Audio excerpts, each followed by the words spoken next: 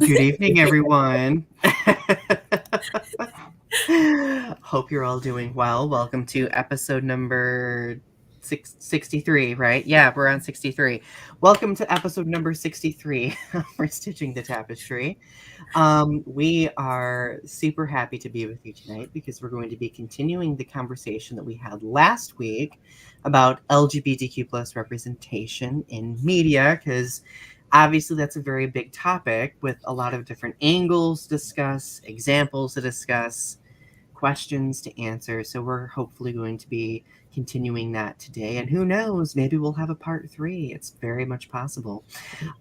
So of course, before we start talking about like the central topic of the night, let's share a little bit about how we've been doing lately and what's been going on. So Ari, would you like to take it away with that? I have been writing, and I know that I talk about this a lot lately, that I've been kind of annoying about it, but I've been writing a script for my portfolio to apply to grad school. So that's what I've been going. And I watched a really bad movie yesterday. I watched Venom, Let There Be Carnage, and I was just very disappointed. Oh, I've been meaning to watch that. Is it worth it? Probably not. No, it's not No. worth it. I did a review on it. It's got issues. But the writer wrote for Cruella. They wrote Cruella, that script, and so that one's a good movie, but the Venom movie was just trash. Yeah. Do you think it was a script problem or a directorial problem, or? I'm not sure if it was a script problem or if it was a producer problem, but whatever happened, it was the story ended up not.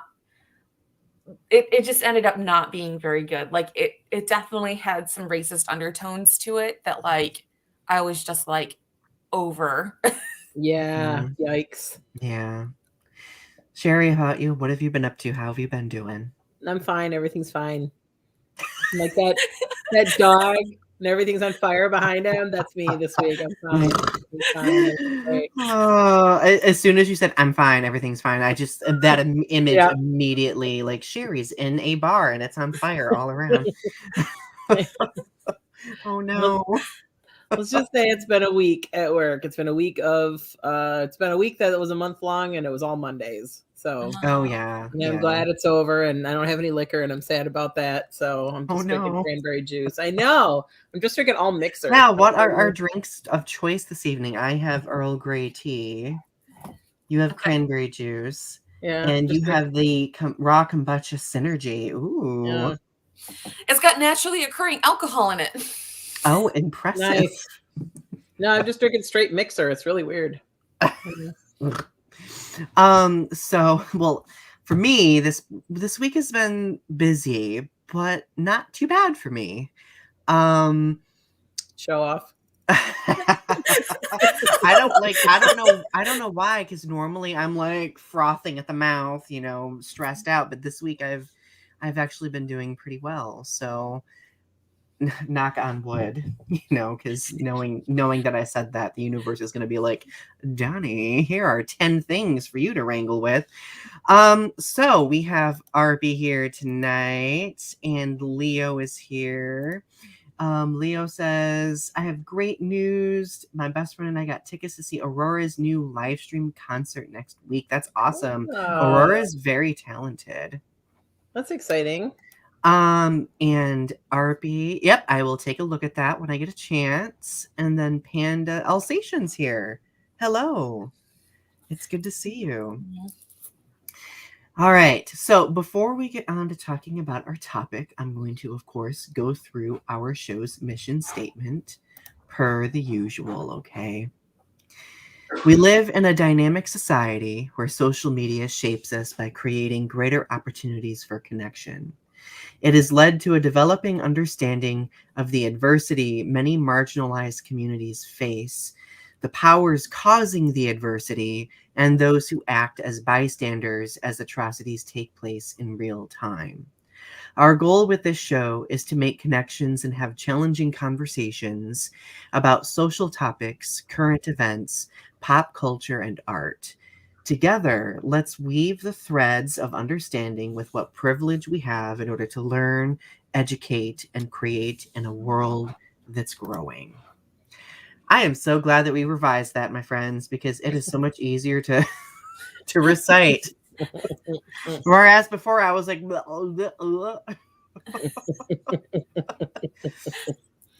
okay, so let's talk about representation. Let's continue talking about representation. When last we met our heroes. Right. So we watched The Celluloid Closet. We watched The Celluloid Closet, and it was something that I watched before, but I think it's a very important historical perspective that a lot of people should watch with regard to LGBT representation in media, for example. Sherri, I would argue that you're probably the most knowledgeable about that, considering you are a historian, basically. So do you want to talk a little bit about that and summarize it? Do I want to summarize the movie?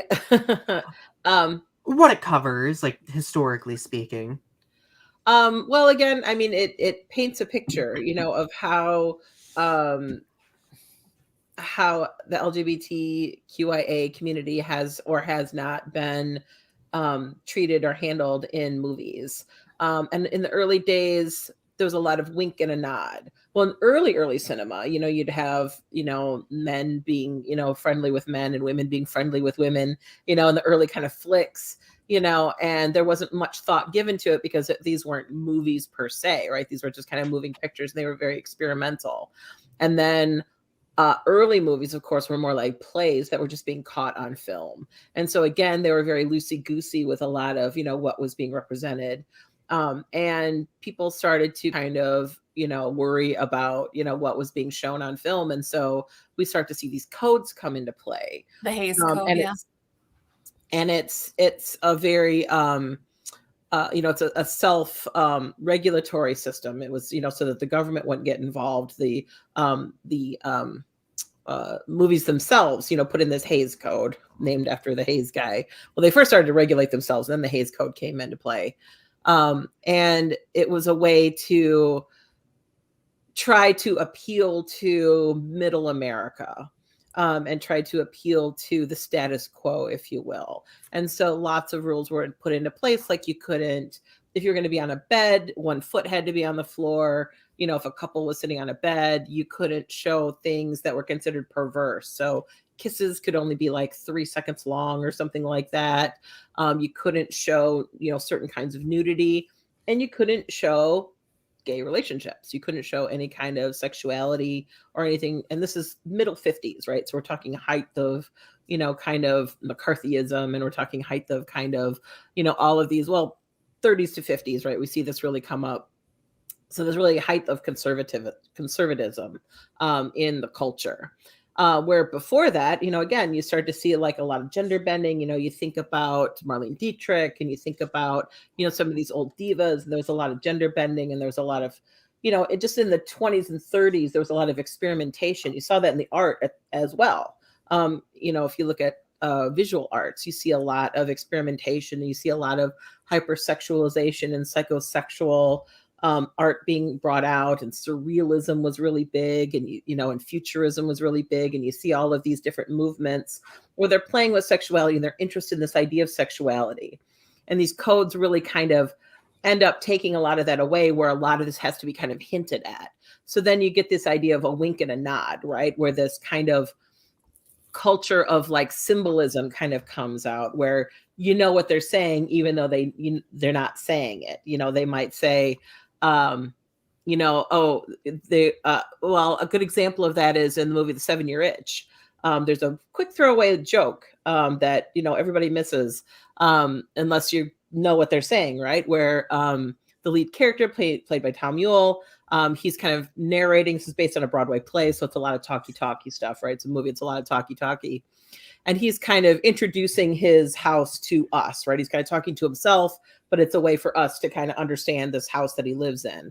And he and his wife live in the lower apartment. And then he talks about the couple that lives upstairs. And then there's the two guys that live in the top floor, interior decorators or something. And it's just this throwaway line, but it's a way of implying, oh, they're gay, right? So you get a lot of that comes out of this code, this need for secrecy and this need for keeping this under wraps. And you don't really see that start to be challenged until kind of the 1960s, 1970s, with counterculture, being on the rise. Then you start to see a lot of this start to be questioned and starts to be challenged in visual art as well. If you're going to bring my degree into this, and I got to talk about visual art. Then I got to talk about visual art as well. And so you start to see some of these mores start to be questioned, and you start to see gay representation, and the Hays Code starts to get dropped, and some of these codes start to get relaxed. And so you start to see more of a straightforward, you'll pardon the expression, gay representation depicted in cinema and on television. And so then you start to have this transition in how do we show gay couples, right? And how can they be depicted without being a stereotype? And so, you get this kind of born out of this system of this need for symbolism and symbolic representation comes this kind of stereotypical way that gay people are shown in the cinema. And that kind of, again, in the 70s, you really start to see that turn, and you start to see that question, and more honest representations of gay people start to come out. And it's kind of a push-pull, right? You see it grow slightly in increments, right? Like every generation's a little better than the generation before.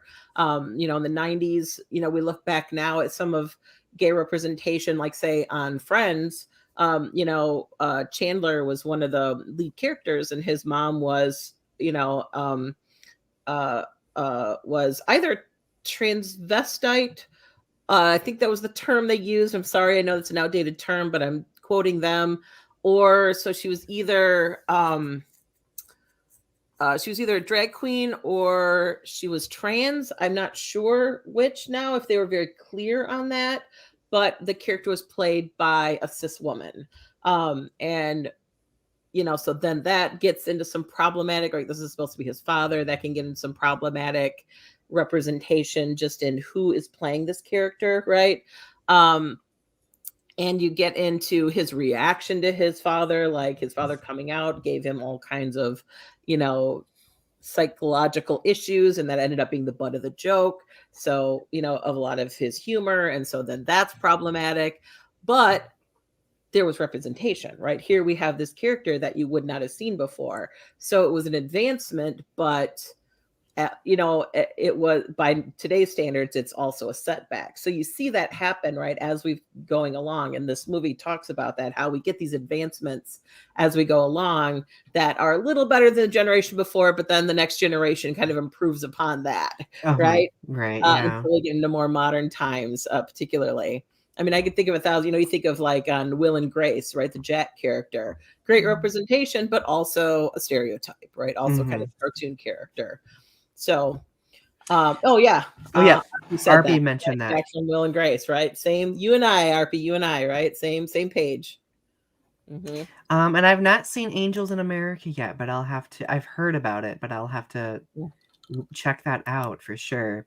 It's interesting. You were talking about like the coding, especially like in the 50s as well, like because when I was going through Celluloid Closet, there was conversation about the like late 50s film Ben-Hur, which in my very religious upbringing, that was like a monumental film, and I always remember when I was like a kid and a teenager, like I remember being like, is there like homoerotic undertones in this film? Like, what's going on?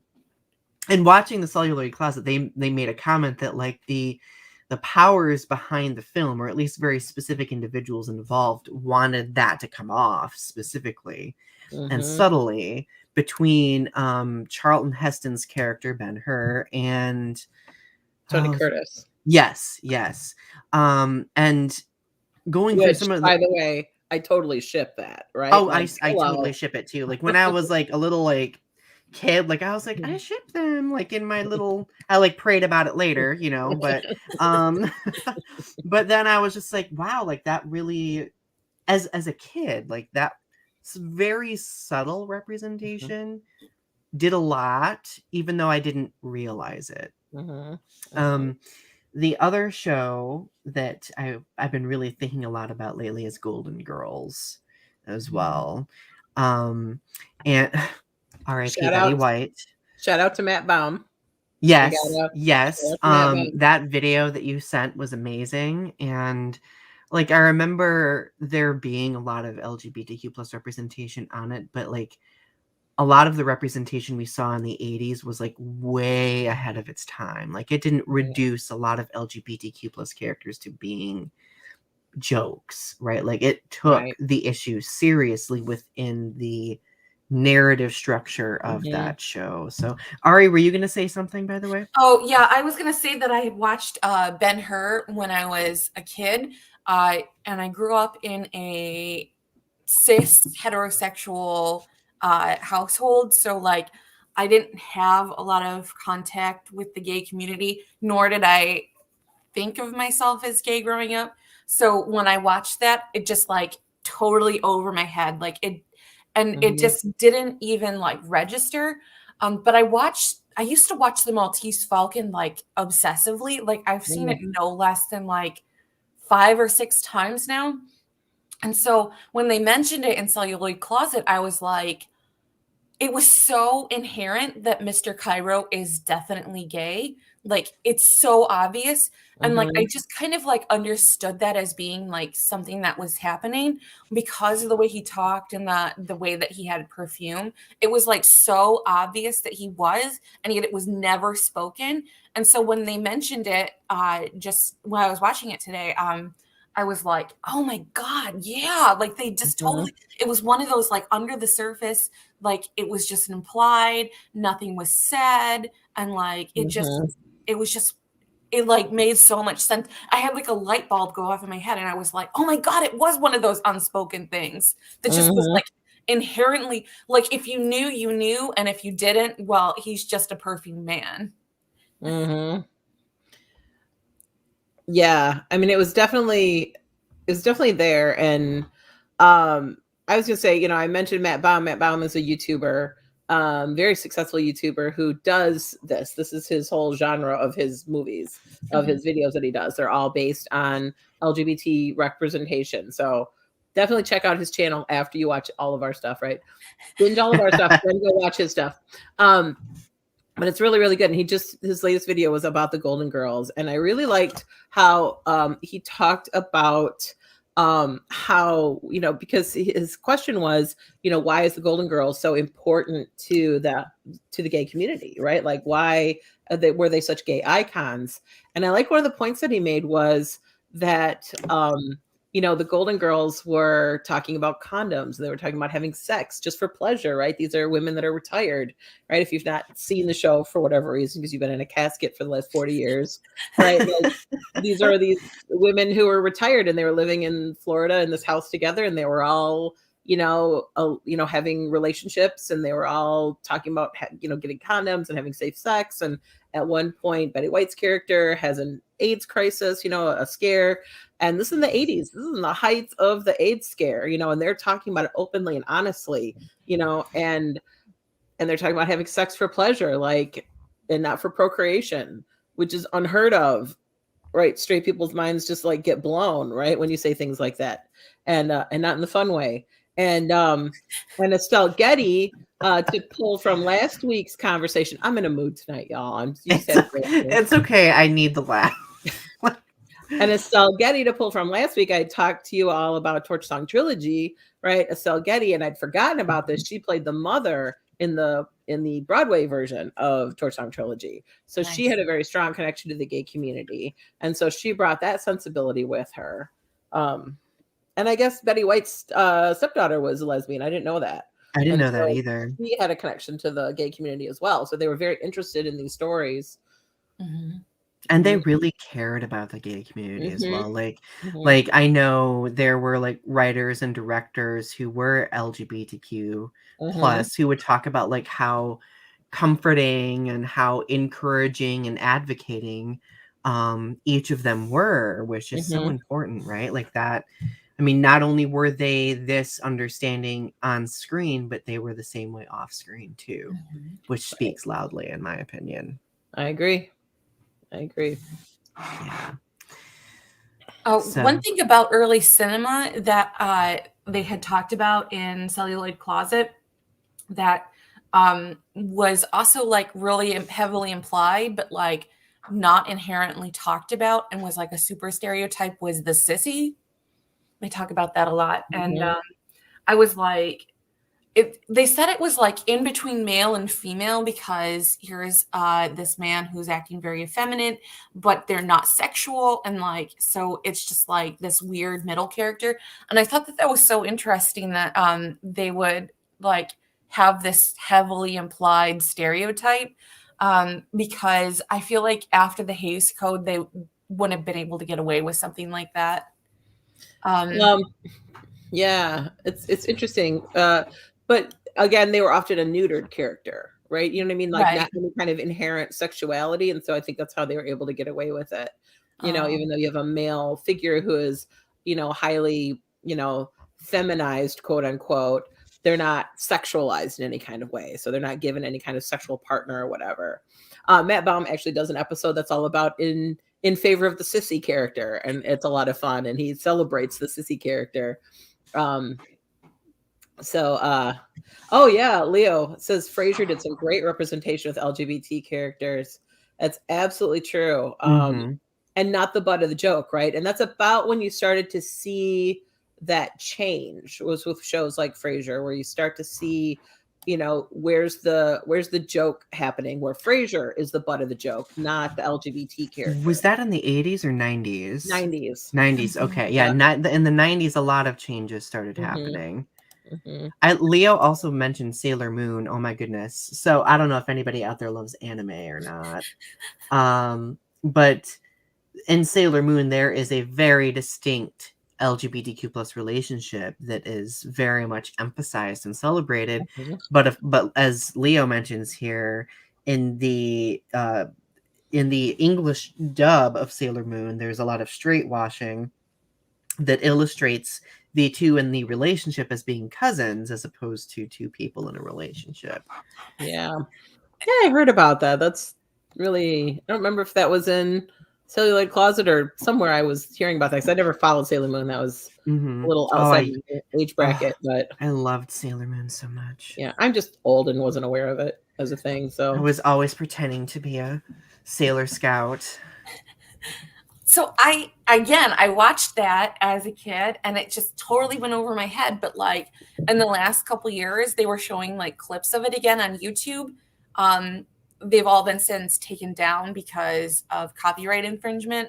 But people would like upload these videos and I was like, oh my God, they're really gay. Like not even a little bit, but like super duper in gay territory.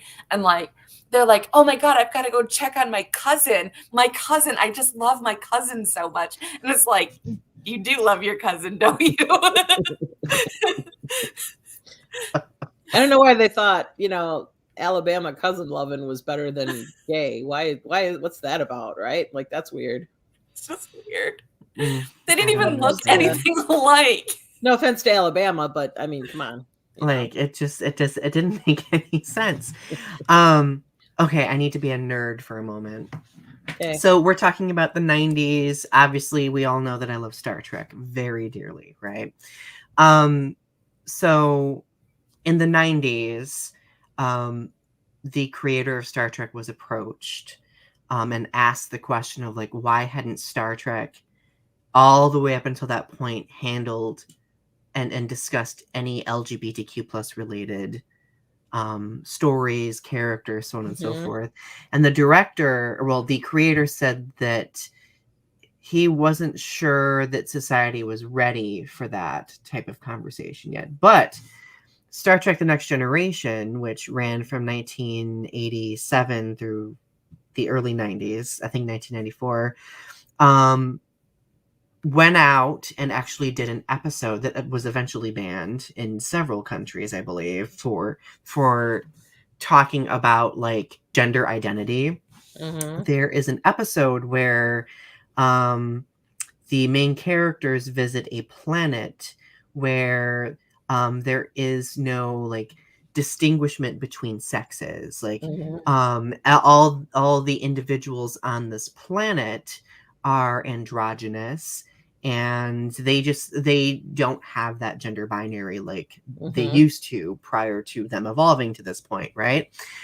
But there are specific communities on this planet where many individuals have gender binary attractions, and that's eventually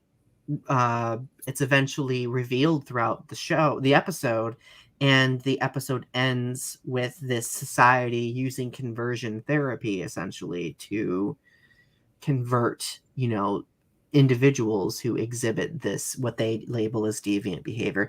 It was like very monumental for Star Trek to do this in the 90s. Yeah, because one of the characters fell in love with Riker. I remember this exactly. Clearly. And it was a big to-do. And and they ended up converting them back to the non-binary. And so it was an interesting twist on conversion therapy. And it was very, I didn't realize that it got banned in a lot of countries. It did. Me. Well, like, and I remember specifically because as a kid, I religiously watched Star Trek The Next Generation. And I had not seen this specific episode until I grew up because it just wasn't included with anything else, which to me is very mind-boggling. So, but like now, like whenever I have people ask me about like, well, like, are there any recommendations you have for like early 90s shows that handle like the gender binary and so on and so forth? I was like, well, this episode specifically is a good example of that. Right. So, and then of course, I mean, there's DS9 and Bashir and Garak. Like, come on. Yes, there are two characters in Star Trek Deep Space Nine that they deliberately hinted at least one of the characters being for sure bisexual, Garak. I wish they would have done more with that, but they never did. But again, at that time, it was more of like an underlying kind of, thing. Like you could cut the sexual tension with a knife between the two of them, and it was like a Hays Code level writing between the two. Like they were very, and story arc is great. Oh yeah, like I would say Star Trek Deep Space Nine was very monumental when it came to taking risks and telling those stories. There is another character, specifically Jadzia Dax, who is a Trill species, and they are known for they have like a symbiotic relationship with like a parasitic organism. So I'm about to go get my Jadzia and Garak action figures. Oh my god, please do. I will, like, oh my god. But like essentially she's a part of this species where like once the human host dies, that like symbiote gets transferred to another host and they have like memories, so on and so forth. There's a specific episode that I'm thinking about where she encounters the host of the symbiote of somebody she had been married to in a past life. Yeah, so I want to fill in some holes because you're excited and you're talking really fast. And so if you don't know the story, right, so Jadzia has this being like a parasite living within her, but you volunteered to do this, like you're chosen to do this, and it's like a big honor to be chosen to be the host of this symbiont. Yeah. And so the symbiont though, like, will outlive your mortal body. And so then when you die, that symbiont is transferred into a new body. And so you might, that symbiont might go from being male to female to whatever, from human to whatever. So they experience all different species. They experience all different genders and all different sexes. And they retain all of those memories. And so you retain the memories of that previous, being, and you retain the memories of the creature that you're in right now what had happened to them on up to now. Like you are a symbiont, or you are, you are both of these creatures, and it's all married together. It's such a great concept, isn't it? It is. It Right? It's is. such an I interesting love concept. it. And it's such a great metaphor, right, for how you can feel, on the inside one way and on the outside you're another way.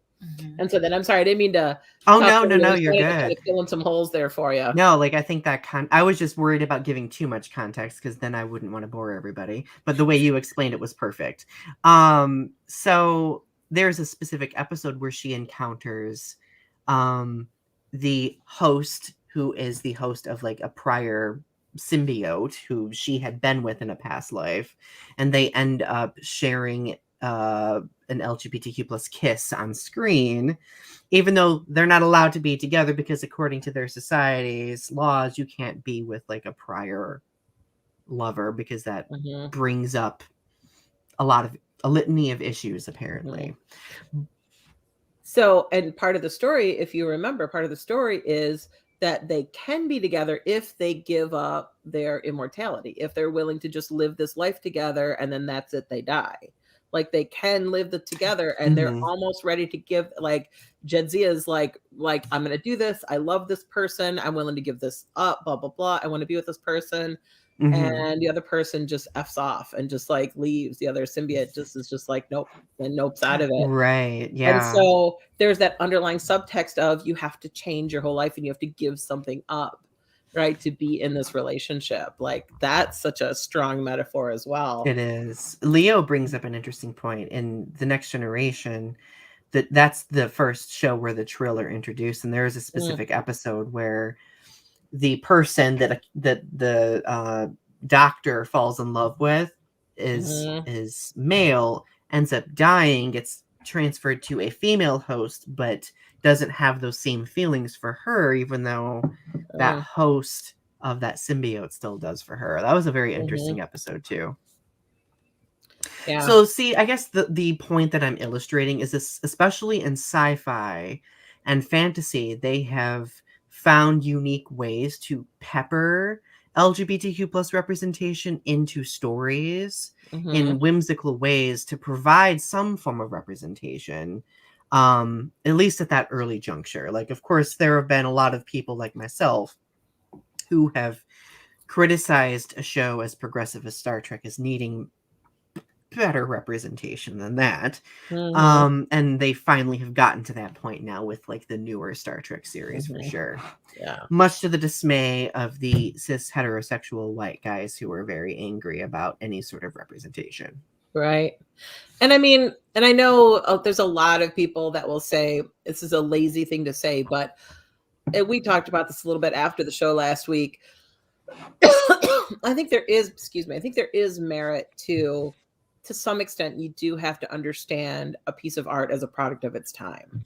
You do have to kind of take into account, I mean, you can still judge it. You can still have the feelings that you have about it. You can still consider it, in your lens, but also that's just one of many factors that you have to take into account, I think, is when was it made and did they push as far as they could for the time? Right.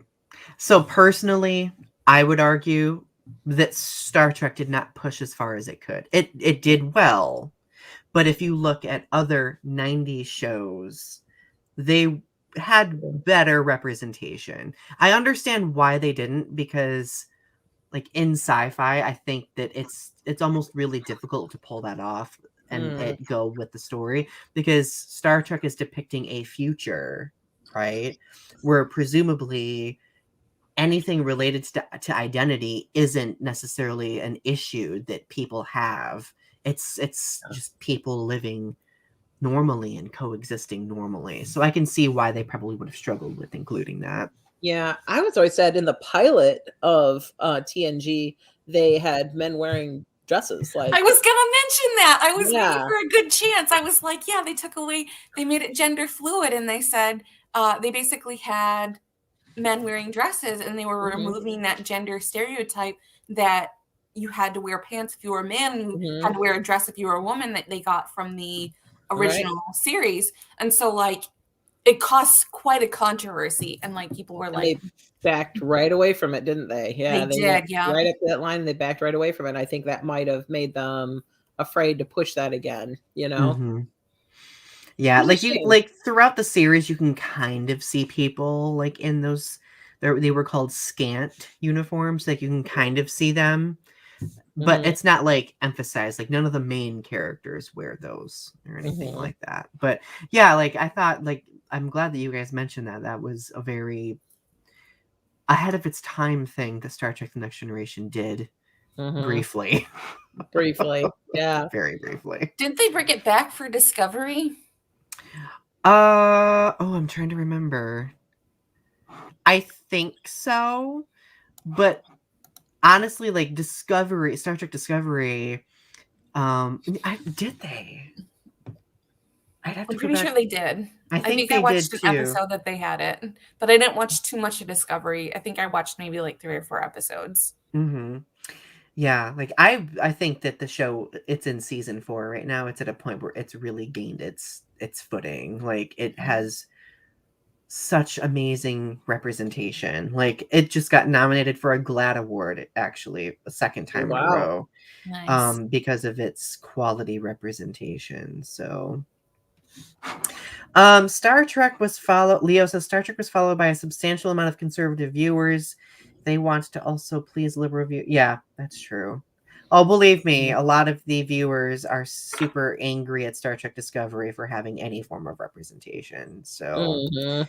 they're very quick to refer to the representation as being PC culture and Take a shot. yeah, like, and I'm just like, stop, like, really? Weren't you dealing with homophobic fandoms just recently? Oh my gosh. Okay. Chapter 1 of my rant. So, yes, essentially.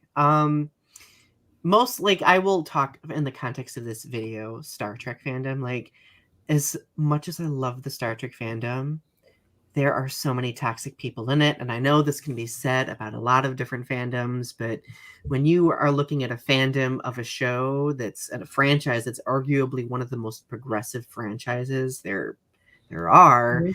like it's really alarming to see the rampant transphobia, especially. There's a lot of transphobia in the Star Trek fandom. Yeah. And there have been a lot of people making arguments that Star Trek Discovery is shoving sexual orientation and gender identity down people's throats because for the simple presence of characters. And the truth is these characters are just existing. They're just inhabiting their environments. There Mhm. is like maybe one episode where one person uses the incorrect pronoun for one of the non-binary characters and they correct them Mhm. and the person starts correcting themselves and that's not an issue. It was just a moment of like, oh, okay, like sure, you know. Mhm. And of course a lot of people who were against that took it and ran with it to the extent of like, well, they thought that it became an issue, like they were being inundated with progressiveness. Oh my goodness. Mhm. So Yeah, yeah, so I'll go ahead. oh, no, I was just gonna say, so is that where we're at now? Like, is that the conversation that we're having now? Like, in the 90s, we had some trouble with, punching down, with the humor and relying on stereotypes too much. And there were some shows that pushed through that. And like, in the early 2000s, we started to see better representation. And now I feel like we're feeling a whiplash from that, right? Like we're starting to feel, conservative voices starting to, and it's such an old argument. It's just ridiculous. The whole, oh, you're pushing it in my face. And it's just like, really? Have you seen television and all the straight relationships that are pushed in my face, Right. Oh all gosh. day long? Yeah.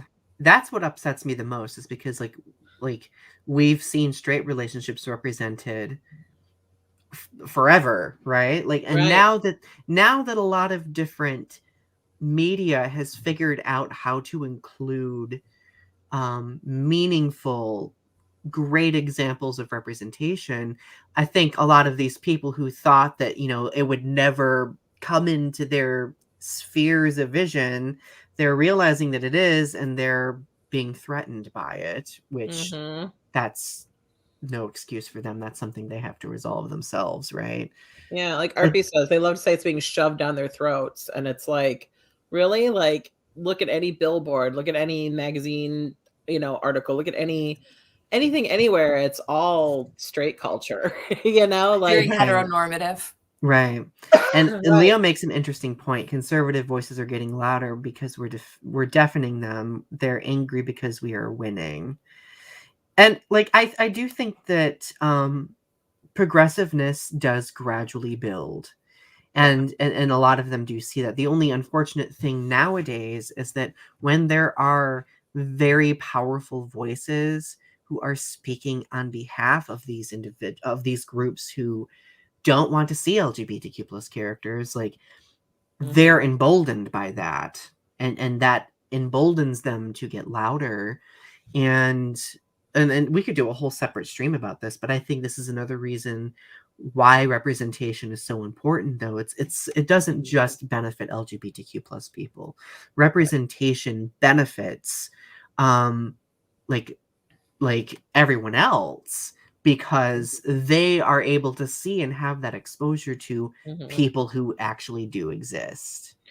Well, that's why the gay rights movement has been so successful in a lot of ways. That's why we have gay marriage legalized now, is because, once it's been normalized, once everybody realized they have a gay relative, once everybody recognized, oh, that nice couple down the street is gay, like, or the woman is trans, or, whatever, like, once they realize that, and it's been normalized to this great extent, then it becomes hard to hate. It becomes hard to misunderstand. It becomes hard to deny that person basic human rights. And so, yeah, you're absolutely right. Like, that representation pretty much at any cost, which is why I'm not ever going to bash on our forefathers. I might be critical and say, yes, they should have done more, or they could have done more. But at the same time, it's still representation. And I'm so grateful for it, because that questionable, representation of Chandler's, dad on Friends was still representation of a sort, and it allowed for us to have a critical eye on it and do better in this generation. Agreed, 100%. Again, like we were talking, it's a gradual process. Like, now we can look back and be like, oh, that was kind, like, looking at it now, like that, like if that existed now, it may not be the best representation, right. But and for people in the 90s, like, that was monumental. Like, that was astronomically validating, right? But on the flip side of it, and something that I've kind of seen here and there, it happens mostly with animes and like mangas. You have like the fetishization of gay relationships.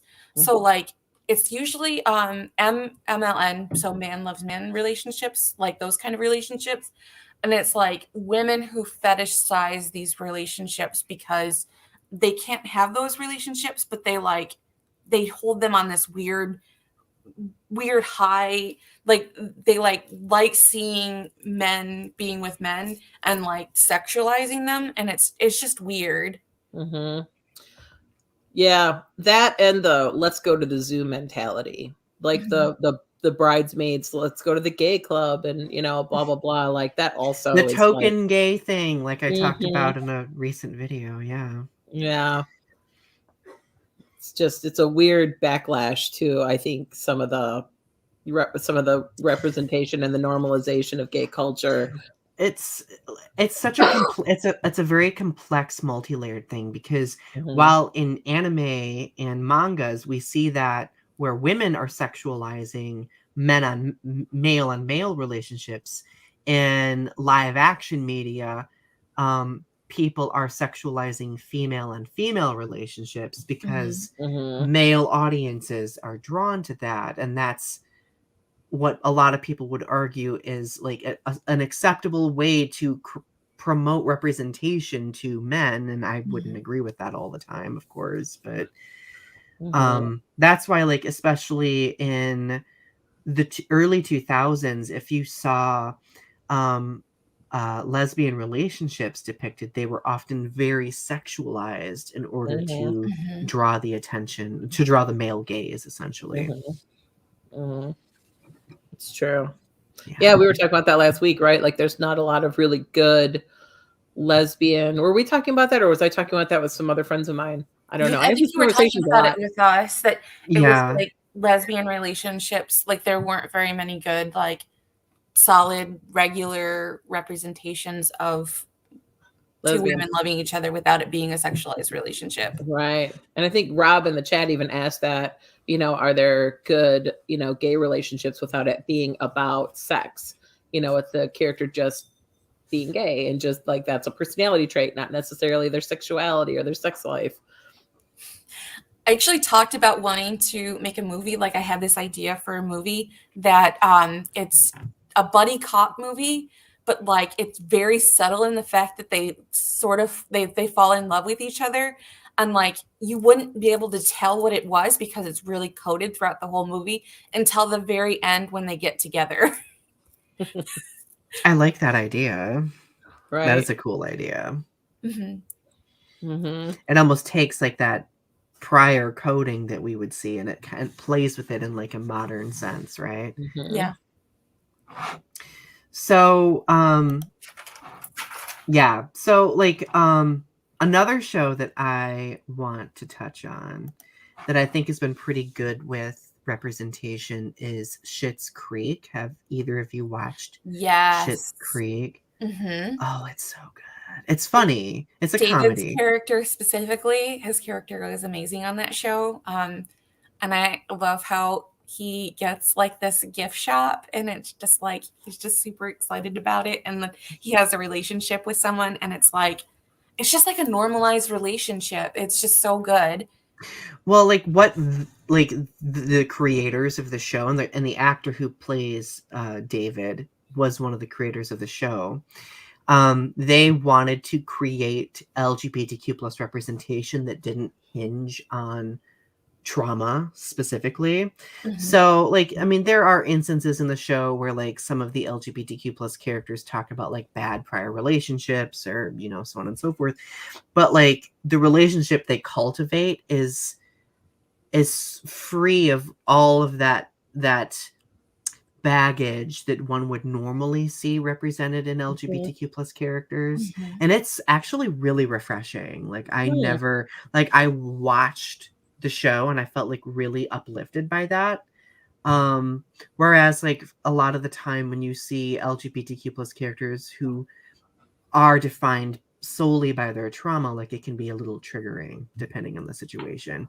Not like, mind you, like I think that there should still be conversations and spaces and characters that do discuss trauma. That's again why I love Star Trek Discovery so much, because a lot of them do have trauma and they are collectively overcoming it together.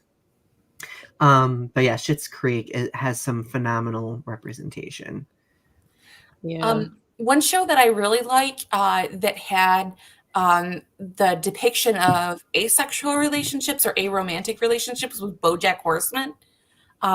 They had what's his name, Todd's character, like come to the realization that he was asexual and like navigating those relationships because it's like he didn't really want to have that sexual relationship, and he wasn't sure like how it was going to be taken, that if he was going to be able to find a partner or find someone because of his orientation.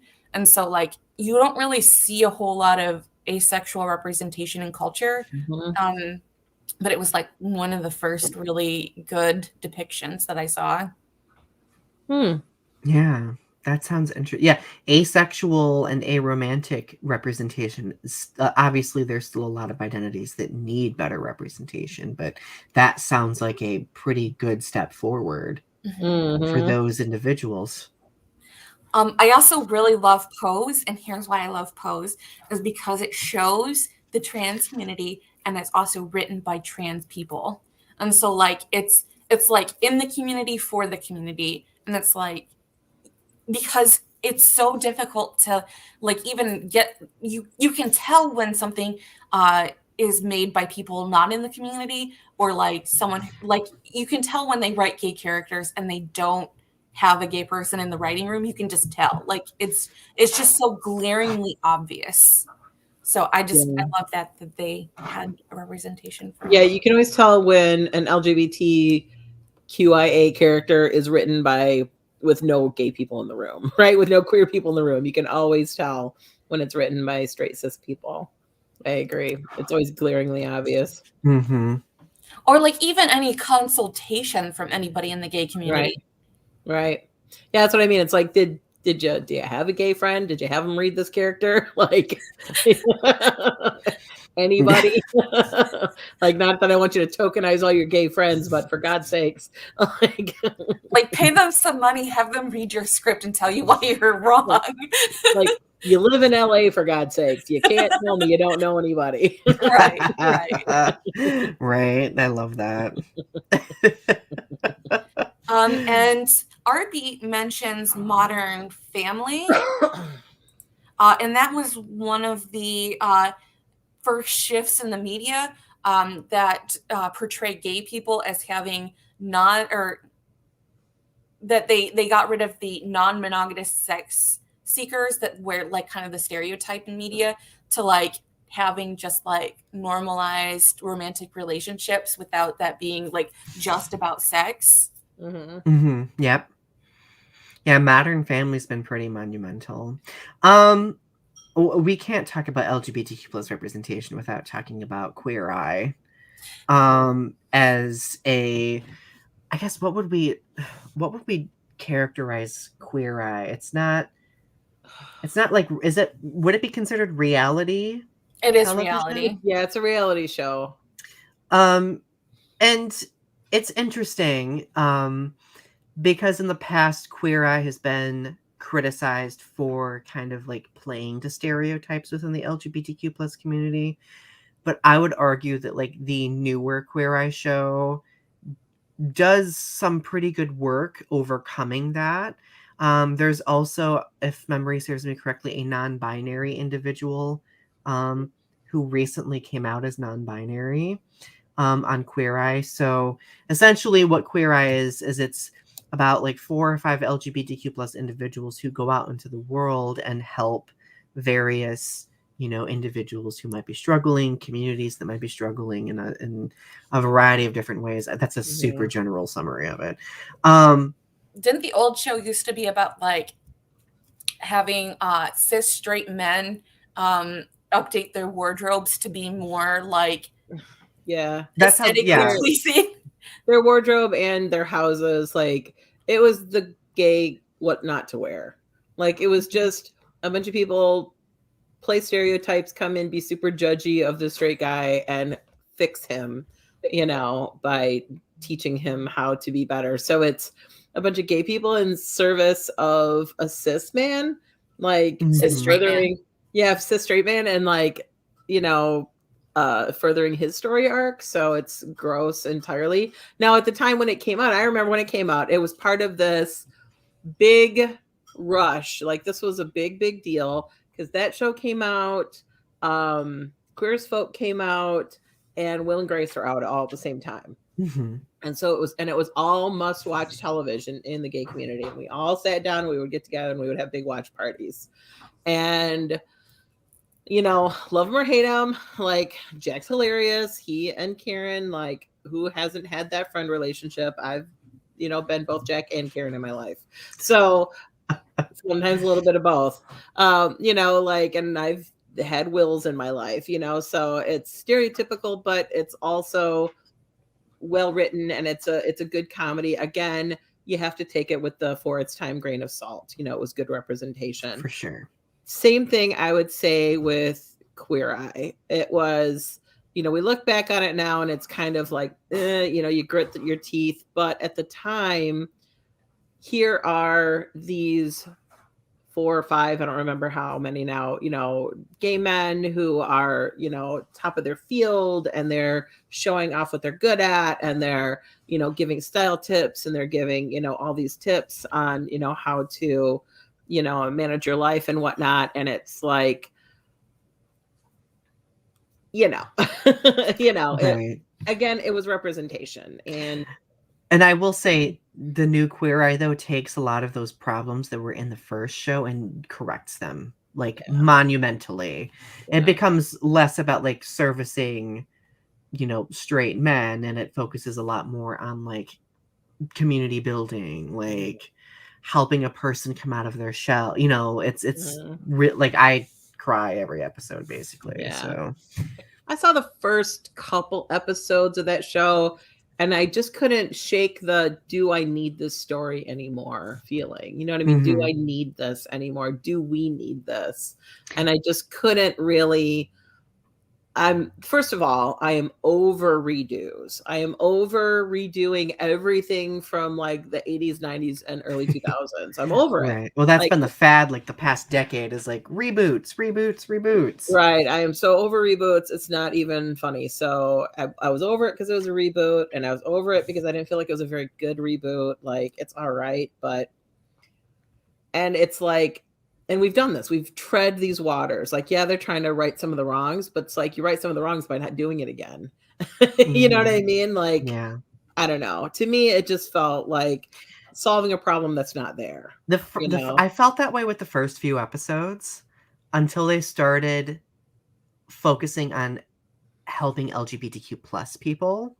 Yeah. That changed it for me and became a lot more interesting because there's been numerous episodes where they've helped LGBTQ plus individuals for sure. So I think that, like, definitely sets it apart. Yeah. And I mean, no hate, we have these people that are getting jobs and they're getting famous, they're making names for themselves. God bless, do what you got to do. Not for me. Like, but I can definitely understand why, like, because it is kind of like a recycling of that same concept. Yeah, and I'm just kind of over it. Like, I didn't watch the Will and Grace reboot either. I'm just over it. Like, that story ended. Let it die. I feel terrible. I never really got into Will and Grace. Yeah. I mean, I grew up in the era of, having the gay best friend, and so it did strike a chord, to a certain generation, I think.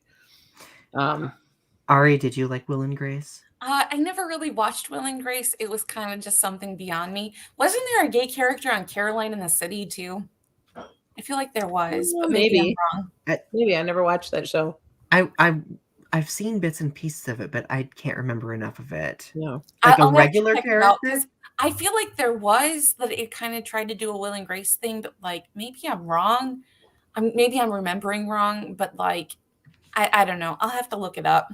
I'll let you know. See, and that's another thing too. Like, Will and Grace were like my age. You know what I mean? A little bit older, so it was like kind of speaking to my generation a little bit at the time. You know what I mean? And so that would make sense that y'all wouldn't be into it because it would be a little, like you said, a little kind of, above where you're at in life. You know what I mean? And so you're dealing with different issues and you're dealing with different struggles, right? And so it's just not speaking to that generation. So it totally makes sense that it wouldn't click for you, right? One thing I really like that's been like a recent change in culture is having kid shows with LGBTQ plus characters like Adventure Time and Steven Universe and like She-Ra and I think there's a couple more, but like they make children's shows now with gay characters. So it's like, before it was kind of like, this is just for adults, like this is an adult topic, and now it's like, no, you can teach kids about being LGBTQ plus without it being a big deal. And I know that there are several episodes of Steven Universe, especially where Ruby and Sapphire, they have a marriage, they have a wedding, and I think it got banned in several countries or they had to change it so that it was like not a wedding, but it was very interesting that they had like a kid show that was dealing with gay marriage, basically. Oh, RP said they've seen clips of Queer as Folk, but they can sing full episodes.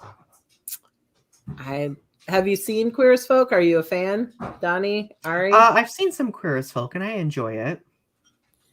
Like, of course, like, again, like you were mentioning earlier, thinking of it in the context of when it was made. Right. Like I often have to kind of put that filter on when watching it, but I enjoy it. Yeah, it is very much of its time, but it's the culture that I knew too. You know what I mean? It was us going out to the club and hanging out, and sometimes they would fuck off because they would find guys to go have sex with. So it's like, all right, I'll find my own way home. Don't worry about it. You know, and it was good times. It just reminds me. So we used to have watch parties at my brother's house on the nights that Queer as Folk came out. Of course, it's based on a UK show, so they're pretty close. They're pretty close, so it doesn't really matter if you watch the UK or the American version. It was shot in Canada, so oh, Sophia's here. Hey, Sophia, it's good to see you. Oh, hey. So we do have a. Oh, go ahead, Ari. No, I was going to ask if anyone had seen the L Word, because I heard that it had some interesting representation, but again, it was pretty dated. Yeah, kids are making me feel so old. Oh, I remember all of these for sure. I remember when both came out. No pun intended. Yeah. Oh my gosh, Glee, Arby. I forgot about Glee. Ooh. So Glee, I do enjoy watching, but it's another one of those shows that you have to like think about like in the context of the late 2000s. It was really capitalizing on a lot of the pop cultural trends and music, especially at that time. But it did, like, I remember sitting in college watching Glee and seeing the character Kurt and his significant other kiss. That was the first LGBTQ plus kiss between two men that I had ever seen on TV, and I cried. I remember sitting in my dorm room in like 2008 or 9, whatever year it was. And I'm just like, I want this. This is beautiful. Granted, Glee does have a lot of issues. Like its representation of disabled people, for example, is extremely problematic, but yeah, whole nother episode for a whole nother day on that. Let's see, Panda. Oh, you click on it. We clicked at the same time. I love it. Panda says, speaking of cartoons, Arthur's teacher, Mr. Ratburn, married his partner in an episode, and it was chill. I always had a feeling. Yep, I remember that episode. I do too.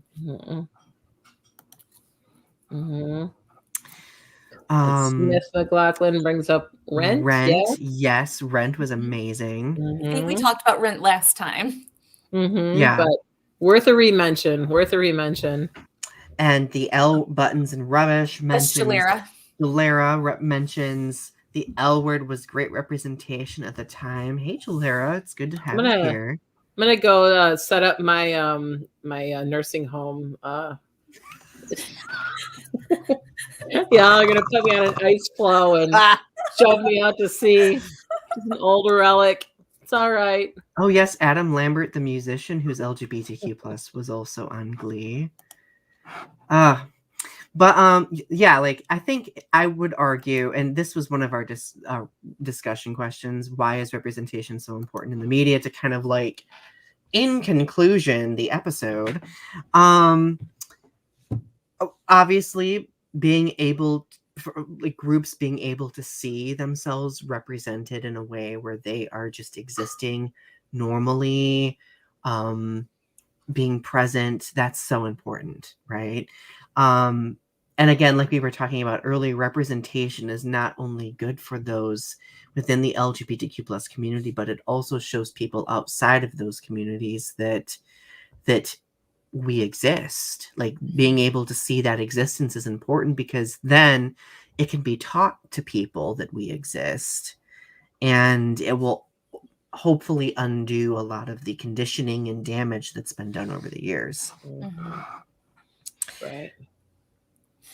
For me, I think representation is good because it just makes you. It's one of those things that just makes you feel good. It's like, it's just good to see it, like you said, but like it makes you feel good when you're one of the members of the LGBTQ plus people. Is that like it makes you feel good, like makes you feel there doesn't have to be a logical reason for it. It's just one of those things that is pleasurable.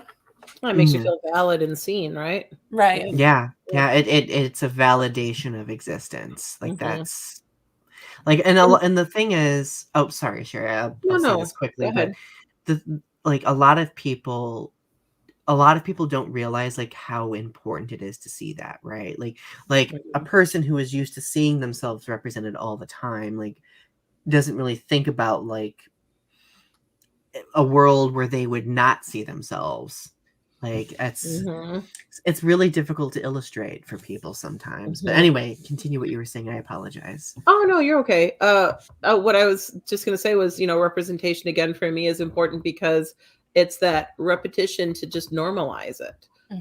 For people not in the community, to just realize, that queer people are everywhere, and all around you, and just a normal part of life, and to again just normalize that. And so that's where I'm kind of at the as much representation as possible is a good thing in my opinion.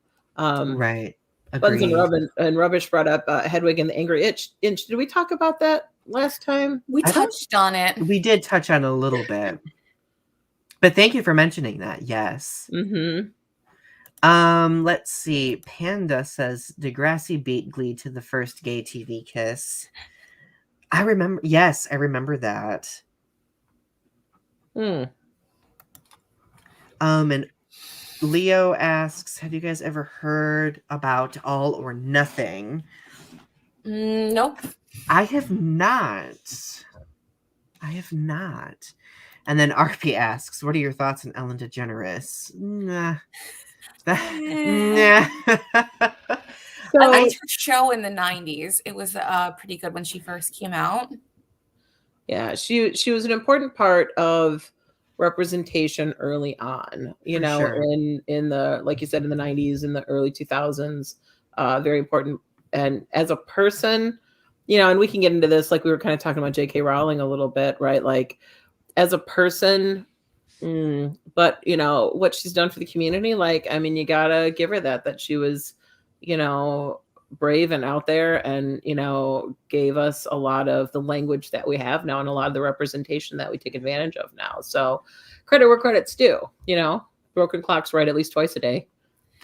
And the problem back in like the 90s especially is if you came out as gay, there was this idea that you could only play gay characters. Like you couldn't play somebody who was straight. Like you had to, that you were shoehorned into a role, and that you became like basically like a stereotype because like they couldn't see you in any other position. And like I noticed it with Neil Patrick Harris. Neil Patrick Harris actually plays straight roles sometimes. And like I think that is good, that you allow for some wiggle room as far as that goes. Like you don't necessarily have to have a straight role be played by a straight person.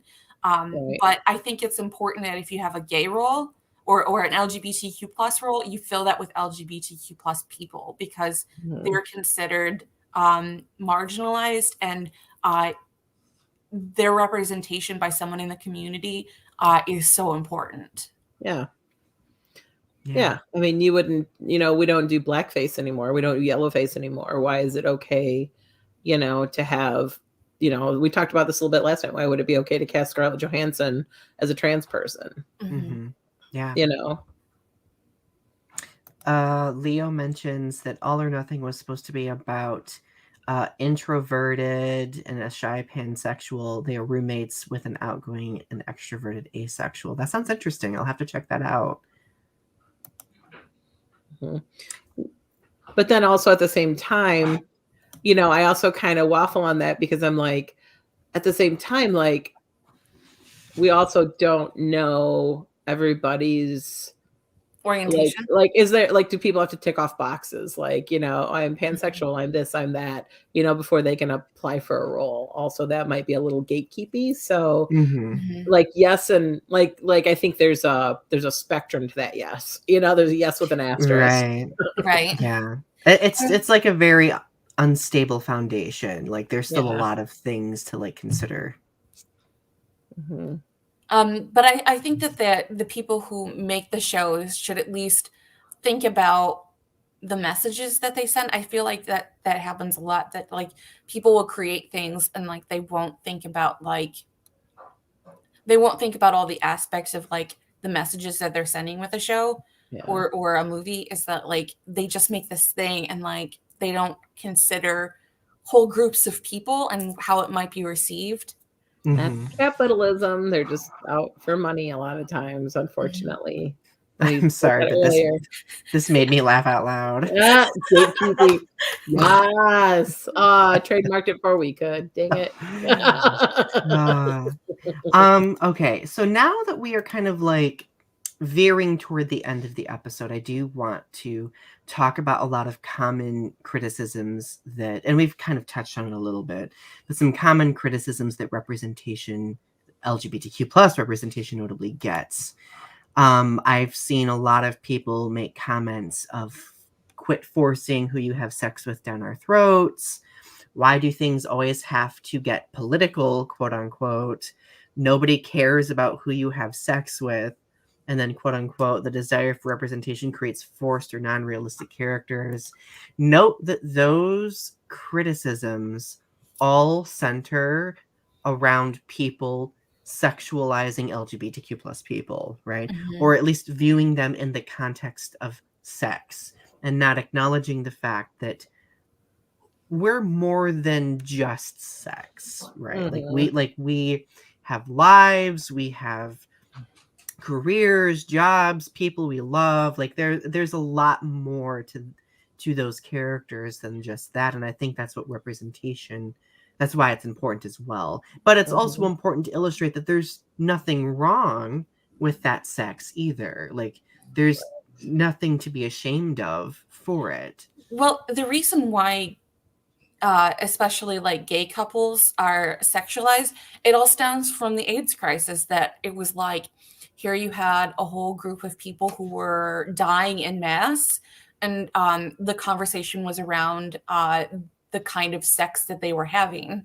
And so like it just became all about sex because the AIDS crisis was, you could only, I mean, it was just sexual. It became it became a talking point, which in essence villainized gay men, especially.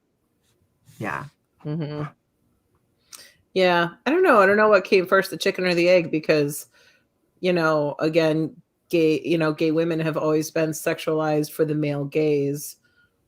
You know what I mean? But not touched by the AIDS crisis. So I don't know. I don't know if it was born out of the AIDS crisis or I don't know. I would argue that it probably was a variable of sorts. Yeah, could be. And because at that point in time, like sex between men and women was labeled deviant behavior, which was a word that they really loved throwing around a lot. But like, again, I think for those people who would make comments like that, representation is important for them. And I think ideally it would have been important for them to see that representation at a young age as well, because it would have helped them disempower and unlearn that conditioning that like LGBTQ plus people are like, they are only about who they choose to have sex with, like we're some sort of like sexual succubi sucking the straight out of people as we walk by them, like that. Okay, volunteer. I volunteer as tribute. One of the criticisms I've seen about trans culture being represented in media, especially, is that because more younger people are coming out as trans or like non-binary, and they are saying that kids are confused and that they don't know what's going on, and that like they're only doing it because they see it depicted in the media and it confuses them. But what I think is happening is, so they see these depictions in the media and they realize that they feel that way too, and that it was always there before. It's just that it's now like there's a face to a label to their feelings, and that there's like a comfort level of like coming out because it's depicted. Well, and also like, so what if they're experimenting with it? Like, so what if that's Mhm. true? So what if they're trying it on? That's what kids do, is they try things out and they figure out who they are. That's part of childhood. That's part of growing up. Right. So what? Mm-hmm. So what if they're trying it on? Why It is doesn't that? hurt anything. Yeah, they're figuring out who they are, and that's just another facet of who you are, right? It's just because there's a lot of people who are transphobic and Right. it's sort of like homophobic too. They don't want, it's like they're okay with gay people as long as it's not in their family. Right. Right. Not in my backyard. Yep. Theo just mentioned another example of representation and good omens. Yeah, Mm, for sure. Or no, not. Yeah, Just Leo. Gandalf Sorry, saying, like you my know, my list was slow. yeah. Panda says I had absolutely no media for how I felt growing up, and I'm 30 years steady on not being confused. Same, right? Like Mhm. I had zero representation, but somehow I'm still, I would argue, a semi-functional human being, depending on the day. Yeah, it's the same. Some days better than others. Okay, so between both this episode and the last episode, I think we've had a phenomenal conversation. And arguably, I think that like this is a topic that we will probably end up revisiting down the road as well. Because the conversation about representation should be ongoing, considering representation is always in growth. Mhm. So we will definitely revisit this topic. So I guess the final thing that we will end on here is, what advice do you have for young LGBTQ plus people who are looking for representation in media? Let's take a moment to think about what we would say to that. That's a big question. Wow, that is a big question. You could have prepped me. I know. well, there's a whole Wikipedia page about like places to go to look for representation. Mhm. So it's like, I feel like it's out there. You just have to look for it. And like you just, Right. and there's so much media now. There's so many TV shows and so many movies. And it's like, you can't always hit every single branch on falling down the Mhm. tree of representation. So it's like, I love that analogy. Yeah. but it's like it's out there. It's just you have to look for it. And like I Mhm. know that people talk about what shows represent what, and like there is a conversation about like, if you are this type of person, here's a show for you, and if you're Mhm. this type of person, here's another show for you. Right. Yeah. Yeah, I would say look to your community. Like, look for your community. I think Mr. Rogers said look for the helpers, right? Like, look for your community, look for the people around you also who can help share in your journey. Like, don't just, I mean, some of it's got to be a lone journey, of course, but I would say even, looking on the Wikipedia or whatever, that's maybe a good place to start. But also talk to people, that you feel comfortable with, that you feel safe around, and share your stories with them, because that's how we grow as a community. That's how we've always operated as a community, is not as individuals, but as a whole flag, right? As a whole rainbow flag.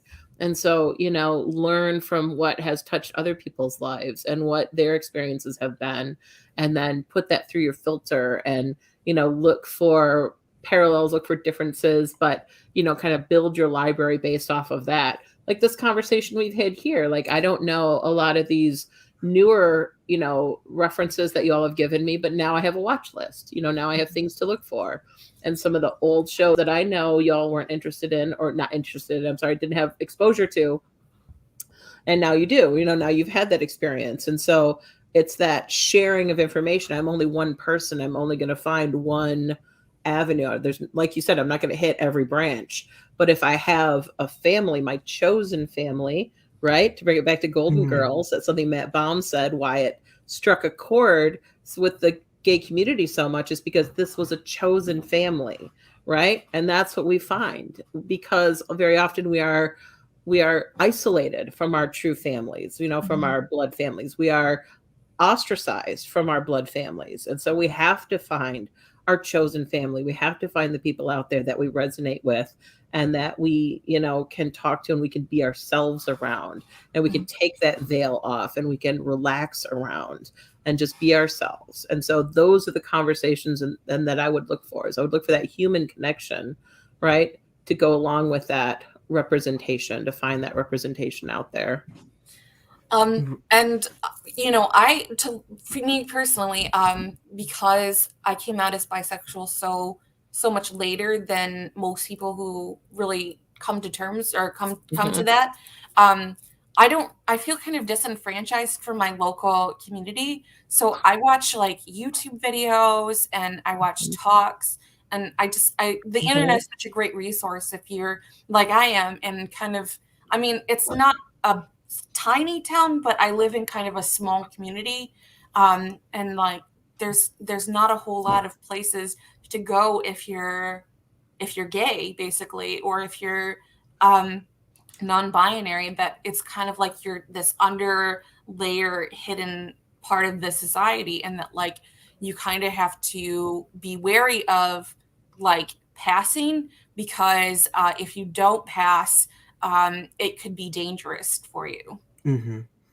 Yes, I'm glad we are running over on time, and my partner may run through to use the bathroom. Yeah, so you all know. Yeah, well, so like just so everybody's aware. Yeah, just so we're gonna wrap up here in a minute. One thing I would like to say to close things out here is that if you're watching and you are really striving to find representation, and you have people in your life who don't always support it, like just know that you will have discouraging people. You will have people who tell you that you don't deserve that representation, but you do, because your identity matters and you deserve to see yourself represented in the media and art forms that you see on a regular basis. So, and your identity is valid. And your identity is valid 100%. Right.